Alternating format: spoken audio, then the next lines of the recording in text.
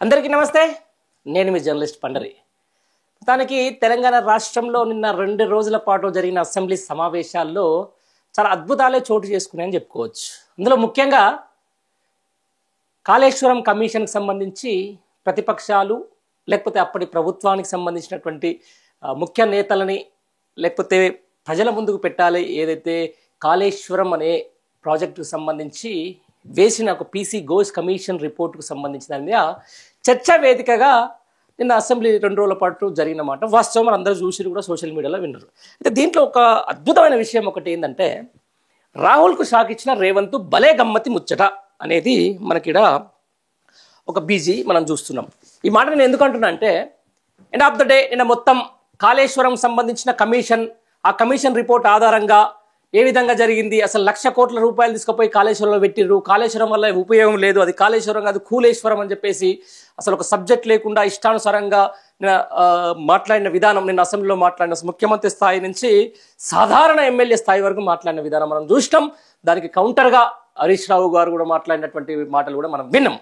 దీనికి సంబంధించిన అంటే నిన్న మొత్తం ఏం జరిగింది అంటే, కాళేశ్వరం రిపోర్ట్ మీద కొంచెం చర్చ జరిగిన మాట వాస్తవం. ఈ నేపథ్యంలోనే ఎండ్ ఆఫ్ ద డే ఏం జరిగింది, కాళేశ్వరంని విచారణకు సంబంధించి సిబిఐకి అప్పగిస్తున్నట్టు సీఎం రేవంత్ రెడ్డి స్పష్టం చేయడంతో సభ ముగిసింది. అదొక లైన్.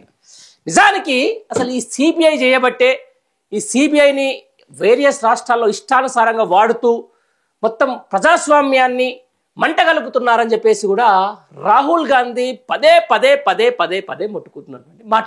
ఈరోజు నేషనల్ పేపర్స్లోకి వెళ్ళండి, సోషల్ మీడియాలోకి వెళ్ళండి, అసలు సిబిఐ మీద అత్యంత వివాదాస్పద వ్యాఖ్యలు చేసేదే రాహుల్ గాంధీ. అసలు సిబిఐని అడ్డు పెట్టుకొని ఇష్టానుసారంగా తమకు అనుకూలంగా లేని నాయకులపై లేకపోతే తమకు అనుకూలంగా లేని పార్టీ నేతలపై ఈ సిబిఐని రుద్దడం, వాళ్ళని దోషులుగా చిత్రీకరించే ప్రయత్నం చేయడం, సిబిఐ ఎంక్వైరీల పేరిట వాళ్ళని ఇబ్బందులు పెడుతున్నారని చెప్పేసి రాహుల్ గాంధీ పదే పదే పదే పదే రాజ్యాంగం చేత పట్టుకొని చెప్తున్నటువంటి మాట.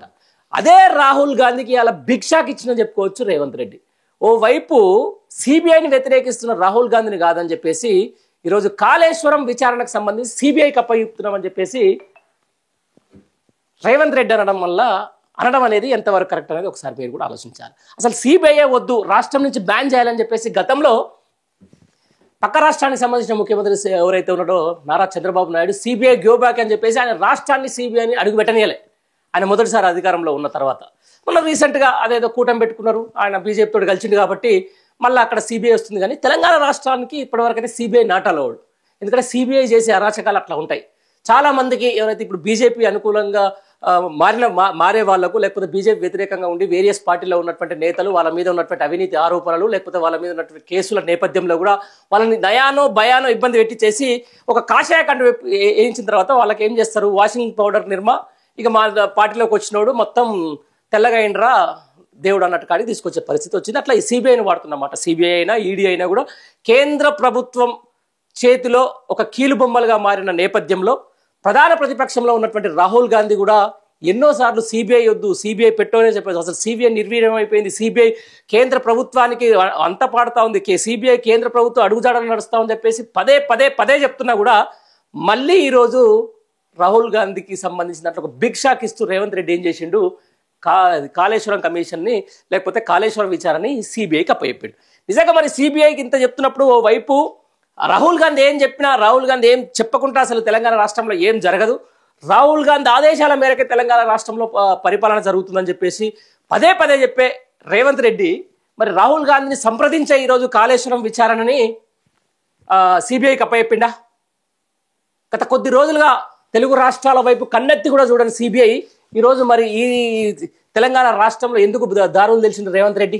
ఎవరి ఆదేశాల మేరకు? అంటే రాహుల్ గాంధీ చెప్పినంత పచ్చి బూటకమా? అంటే సిబిఐ పేరిట ఆయనేమో అక్కడ రాజ్యాంగం చేతిలో పట్టుకొని సిబిఐ చేస్తున్న అరాచకాలను వైపు ఎండగడుతూ మరోవైపు ఆయన పరిపాలన చేస్తున్నటువంటి ఆయన పార్టీ నేతలే ఈరోజు సిబిఐని ఆహ్వానిస్తుంటే మరి దేశ ప్రజలకు రాహుల్ గాంధీ ఏం చెప్తున్నట్టు? ఆయన సుప్రీమో ఉన్నటువంటి పార్టీ కాంగ్రెస్ పార్టీ, జాతీయ హోదాలో ఉన్నటువంటి ఒక ప్రతిపక్ష నేతగా ఉన్నటువంటి రాహుల్ గాంధీకి విలువ లేదా? అసలు రాహుల్ గాంధీ తీసుకున్న ఒక నినాదానికి రేవంత్ రెడ్డి కనీసం ఒక విలువ కూడా ఇవ్వట్లేదా? రాహుల్ గాంధీ కాదని చెప్పేసి ఈరోజు సిబిఐని తెలంగాణ రాష్ట్రానికి ఆహ్వానిస్తున్నారా? ఆ ఆహ్వానించే క్రమంలో కాళేశ్వరాన్ని సిబిఐ విచారణకు ఆదేశించిర్రా అనేది ఖచ్చితంగా కాలమే సమాధానం చెప్పాలి. ఇకపై అథెంటికేషన్ ఉంటుందా? జాతీయ రాజకీయాల్లో సిబిఐ మీద ఇకపై ఎవరైనా మాట్లాడితే, ఎవరైనా రాహుల్ గాంధీ ప్రెస్ మీట్ పెట్టినప్పుడు లేకపోతే ఏదైనా ప్రసంగం చేస్తున్నప్పుడు మాట్లాడితే అక్కడ మీడియా నుంచి కానీ లేకపోతే ప్రతిపక్షాల నుంచి కానీ అధికార పక్షాల నుంచి కానీ ఎవరైనా ఎన్డీఏ ఏతర పార్టీలకు సంబంధించి కానీ ఫస్ట్కి వచ్చాను మరి నీవు పరిపాలన చేస్తున్న నీ పార్టీ పరిపాలన చేస్తున్నటువంటి తెలంగాణ రాష్ట్రంలో సిబిఐ ఎంక్వైరీకి నువ్వు నియమించిన నీ సీల్డ్ కవర్ ముఖ్యమంత్రి సిబిఐ ఎంక్వైరీ చేసింది అంటే సిబిఐ ఎంక్వైరీ చేసిందంటే నువ్వు సిబిఐ మీద చేసే వ్యాఖ్యలు అవుతున్నాయో అదంతా నిరాధారమా అంటే ఏం చెప్తున్నారు రాహుల్ గాంధీ? అసలు నిజంగా ఇదంతా ఈ కాళేశ్వరం కమిషన్ అనేది సిబిఐకి విచారణ ఇచ్చింది రాహుల్ గాంధీకి తెలుసా? రాహుల్ గాంధీ కనుసన్నల్లోనే నడుస్తున్నా, రాహుల్ గాంధీ ఎట్లా చెప్తే అట్లా వింటా అని చెప్పేసి అంటున్నటువంటి రేవంత్ రెడ్డి ఈరోజు సిబిఐ విచారణ కాళేశ్వరానికి సంబంధించి సిబిఐ విచారణ చేపడుతున్నామని చెప్పేసి రాహుల్ గాంధీకి చెప్పిండా, అనుమతి తీసుకుండా?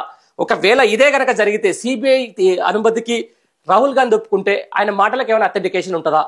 లేకపోతే రాహుల్ గాంధీ కాదని చెప్పేసి తన సొంత కొటారి కోసం తన సొంత కక్ష సాధింపు చర్యలో భాగంగా రేవంత్ రెడ్డి సిబిఐని కాళేశ్వరం మీద రుద్దుతున్నారా, తెలంగాణ రాష్ట్రానికి తీసుకొస్తున్నారా అనే అంశానికి సంబంధించి కాలమే సమాధానం చెప్పాలి.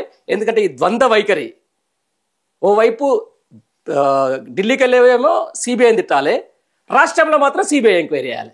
ఏం జరుగుతుంది? ఇట్లాంటి సిబిఐ ఎంక్వైరీలకు ఇట్లాంటి దానికి తెలంగాణ ఉద్యమం చూసినటువంటి నేతలకు, తెలంగాణ ఉద్యమాన్ని ముందుకు నడిపేటువంటి నేతలకు పెద్ద విషయం ఏం కాదు. కానీ ఖచ్చితంగా కాళేశ్వరానికి సంబంధించిన యొక్క సిబిఐ విచారణ రానున్న రోజుల్లో పెద్ద సంచలనంగా మారబోతున్న మాట వాస్తవం. ఏదేమైనా కూడా ఈ యొక్క అంశం ఇవాళ సిబిఐని తెలంగాణ రాష్ట్రాల్లోకి ఆహ్వానించడం అనేది కాంగ్రెస్ తన సొంత బొంద తనే పెట్టుకుంటుందనే దాని అంశానికి మాత్రం ఖచ్చితంగా నిరూపితం అవుతుందని చెప్పేసి మరోసారి స్పష్టం చేయదలుచుకున్నా. ఏదేమైనా కూడా సిబిఐ అనేది మాత్రం ఒక్కసారి తెలంగాణలోకి అడుగు పెడితే రాష్ట్ర రాజకీయాల్లో మళ్ళీ కేంద్ర ప్రభుత్వ పెత్తనం పెరుగుతూ ఉంది. చాలామంది నాయకులపై ఈరోజు ఒకసారి సిబిఐకి గేట్లు తెరిస్తే ఈ బడేబాయి చోటేబాయి ఆధ్వర్యంలో మోడీ అండర్లో నడుస్తుందా, లేకపోతే ఈరోజు నిజంగా ఎవరు రాహుల్ గాంధీ అండర్లో నడుస్తుందా ఈ ముఖ్యమంత్రి తెలుస్తలేదు. కాబట్టి అయితే సిబిఐని ఎట్లా చేసి తెలంగాణకు తీసుకురావాలి, తెలుగు రాష్ట్రాలకు తీసుకురావాలని చెప్పేసి మోడీ గత కొద్ది రోజులు ప్రయత్నం చేస్తున్న నేపథ్యంలో సిబిఐని తెలంగాణకు ఆహ్వానించడం వల్ల ఒక్కోసారి మరొకసారి మన రేవంత్ రెడ్డి తన నిజాయితీని నిరూపించుకోవాల్సిన అవసరం ఉంటుంది. ఏదేమైనా కూడా రానున్న రోజుల్లో ఈ సిబిఐ అనేది తెలంగాణ రాష్ట్రంలోకి రావడం, తెలుగు రాష్ట్రాల్లోకి ఎంటర్ కావడం అనేది రాష్ట్ర ప్రయోజనాలు కాపాడే నేతల వ్యక్తిగత అంశాలకు ఖచ్చితంగా భంగం కలిగించే అవకాశమే ఉంది. తస్మాత్ జాగ్రత్త.